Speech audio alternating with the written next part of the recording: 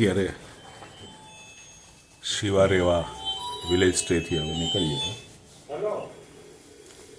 સવાર પડી છે અને અહીંયા બ્રેકફાસ્ટ માટે આવ્યા છીએ. તો આ એનું કિચન છે અને આ એનો ડાઇનિંગ એરિયા છે. અને આ જે તમને દેખાય એ એમના ખેતરો છે, જેમાં અત્યારે ઘઉં થઈ ગયા છે. ઘઉં છે, શાકભાજી પણ છે, કોબી, ટમાટર. સામે જે છે એ રૂમો બનેલા છે. તમે જુઓ તો ગામડાની શૈલી, તમને આપણું ગામડાનું જીવન યાદ આવી જાય એ શૈલીમાં મકાન બનેલા છે. નળિયાવાળા મકાન છે, અંદર લીપણ દિવાલો ઉપર કરેલું છે. ફ્લોરિંગ પણ આપણું એકદમ સામાન્ય ફ્લોરિંગ છે, ટાઇલ. બહુ સરસ જગ્યા છે. હું મારા 2 દિવસના એક્સપિરિયન્સને અહીંયા બહુ સારા એક્સપિરિયન્સ તરીકે જોઈ રહ્યો છું. તમે પણ જુઓ, તમને જોવામાં પણ બહુ સરસ આ જગ્યા લાગતી હશે.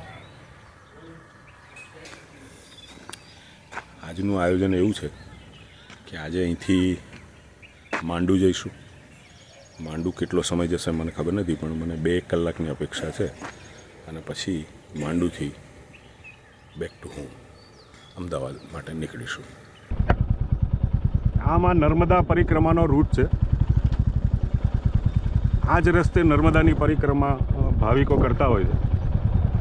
અને મને પણ મન થયું કે આ જ રસ્તે આપણે થોડી વાર, એટલે 2-5 કિલોમીટર બી આ રસ્તા ઉપર આપણે ચલાવીએ, એટલે મને અને તમને એ ખ્યાલ આવે કે આ કઈ રીતે આ પ્રદક્ષિણા લોકો કરતા હોય છે, કેવા રસ્તાઓ હોય છે. બહુ જ ટફ વસ્તુ છે નર્મદા પરિક્રમા કરવી. બહુ જ અઘરી બાબત છે અને એ કરનારા તમામને સલામ.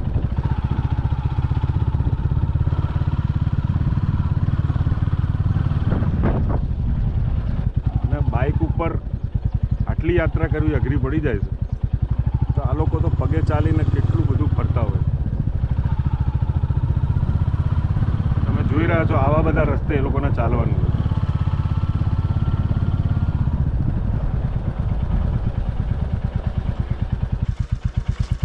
શુક્રિયા.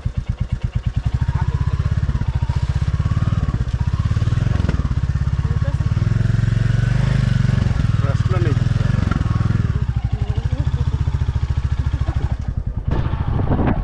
હજુ આ બધી ખેતી છે આ લોકોની.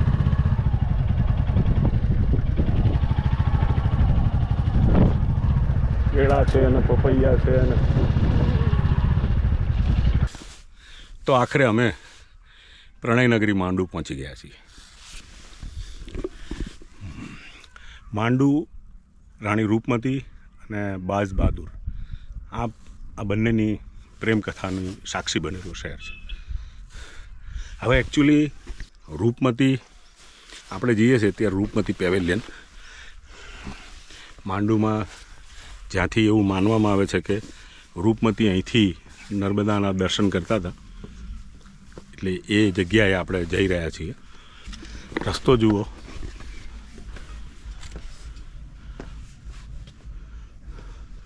અને આ જે નીચે જુઓ છો એ માંડુ શહેર છે. શહેર કહો કે ગામ કહો.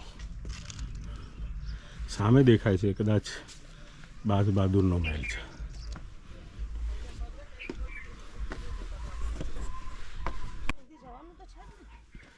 હા, એમને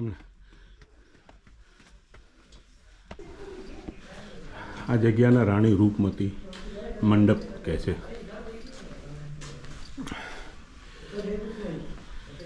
આ જગ્યાએ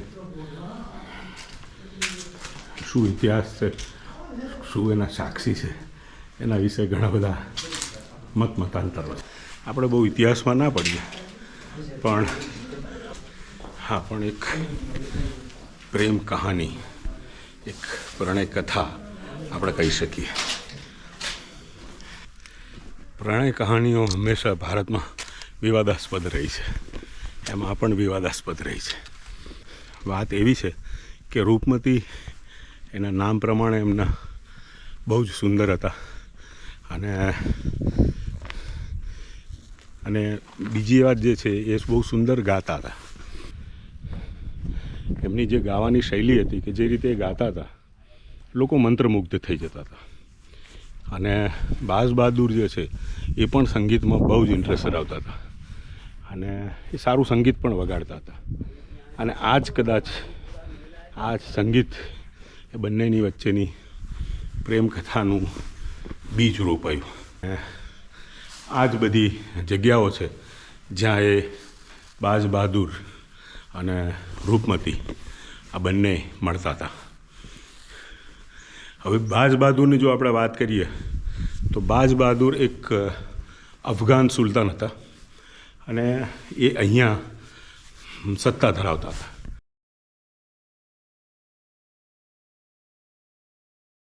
તો આપણે અત્યારે બાઝ બહાદુર મહેલમાં છીએ.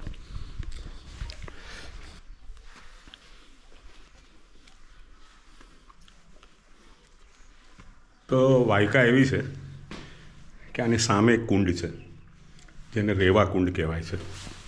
અને આ રેવા કુંડમાં જે રૂપમતી છે એ અવારનવાર ત્યાં જતા હતા અને બાઝ બહાદુર એમને આ મહેલથી જોયા કરતા.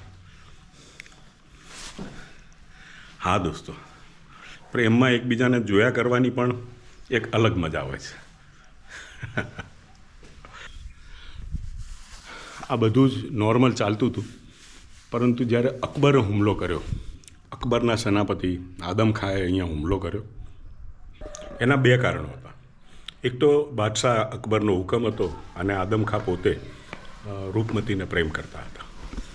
ને એમણે જ્યારે હુમલો કર્યો ત્યારે અહીંથી બાઝ બહાદુર અહીંથી ભાગી ગયા. જેવો અકબરે અહીંયા કબજો લીધો એટલે રૂપમતીએ ઝેર ખાઈ અને પોતાને જીવ આપી દીધો. એટલે એમણે આત્મહત્યા. જ્યારે બાઝ બહાદુરના સમાચાર મળ્યા ત્યારે એણે પણ આત્મહત્યા કરી લીધી. આમ એક સુંદર પ્રેમ કહાનીનો અંત આવ્યો. કહેવાય છે કે માંડુમાં આજે પણ એમનું સંગીત, એમના વાતાવરણમાં આજે પણ એમનું સંગીત વાગ્યા કરે છે. તો આ જોઈ લો, બાઝ બહાદુરનો આ મહેલ છે. અહીંયા વચ્ચે કુંડ હશે, ત્યાં સ્નાન વગેરે કરવામાં આવતું હશે.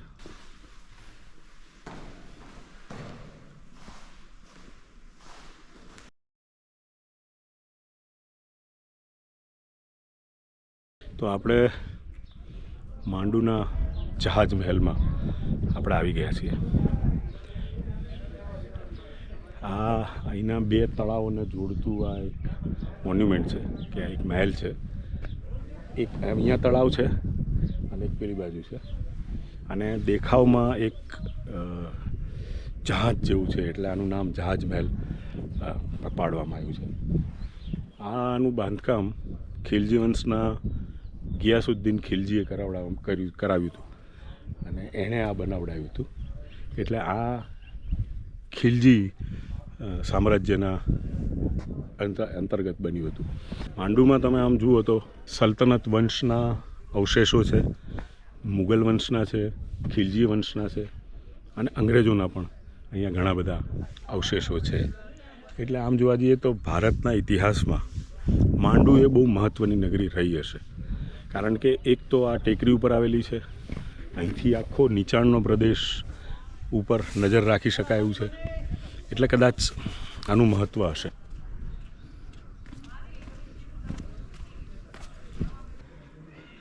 એક મુંજ તળાવ છે.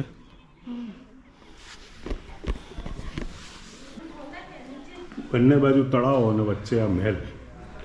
એટલે એમને કદાચ એવી કલ્પના હશે કે આ જહાજ જેવું દેખાય છે એટલે આને જહાજ મહેલ કહે છે. આ જો એક તળાવ જોયું, આ છે બીજું તળાવ. આ કપૂર તળાવ છે અને પેલું જે જોયું આપણે એ મુંજ તળાવ છે. તો આ બંને તળાવની વચમાં આ મહેલ ખિલજી સામ્રાજ્ય સમયમાં બનેલો છે. એટલે રાજાઓને તો મજા પડે એ બધી જગ્યાએ પાણી એમને મળી રહે એના માટે આ બધું બનાવ્યું છે. પણ હવે આને મેપ સેટેલાઇટ મેપથી જોવું પડે કે આ જહાજ જેવું દેખાય છે કે નહીં. મેં પ્રયત્ન કર્યો તો પણ એવું દેખાતું નથી. પણ બંને તરફ પાણી છે એટલે કદાચ આને જહાજ મહેલ કીધો હશે. તમે જુઓ એના ખંડેરો આ બાજુ પણ છે. એટલે બહુ વિશાળ ક્ષેત્રમાં ફેલાયેલો આ મહેલ છે. આ બીજા જે દેખાય છે ખંડેરો છે.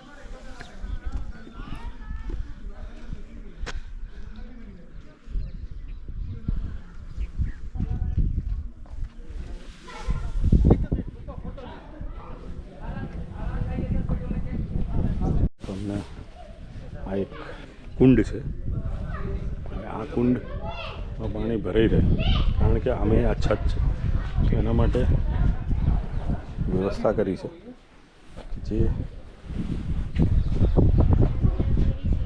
પાણીની જે આવ છે એ ઉપરના ધાબામાંથી નીચે આવે છે અને અહીંથી નીચેના કુંડમાં એ પાણી જાય છે.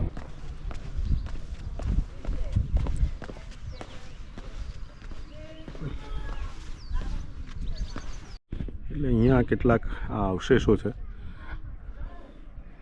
જે મહેલના છે કે પણ મહેલના જ લાગે છે. ઉપરનો ભાગ બધો તૂટી ગયો છે અને નીચેનો ભાગ સુરક્ષિત છે. પણ એ બી આવો આશ્ચર્ય છે કે આવું કેમ એકદમ સુરક્ષિત છે. તમે જુઓ નીચેનો ભાગથી આખો વ્યવસ્થિત કટ છે. ઉપરનો ભાગ છે એ તોડી નાખવામાં આવ્યો છે. તો આ છે જહાજ મહેલની સ્ટોરી. અમે લોકો બહુ આગળ જવા નથી માગતા, પાછા જવા માંગીએ. તો આ છે મધ્યપ્રદેશના માંડુની અમારી મુલાકાત. આજે સાંજે રાત્રે અમદાવાદ પહોંચવું છે એટલે બહુ સમય અહીંયા નહીં લઈએ અને અમે જતા રહીશું.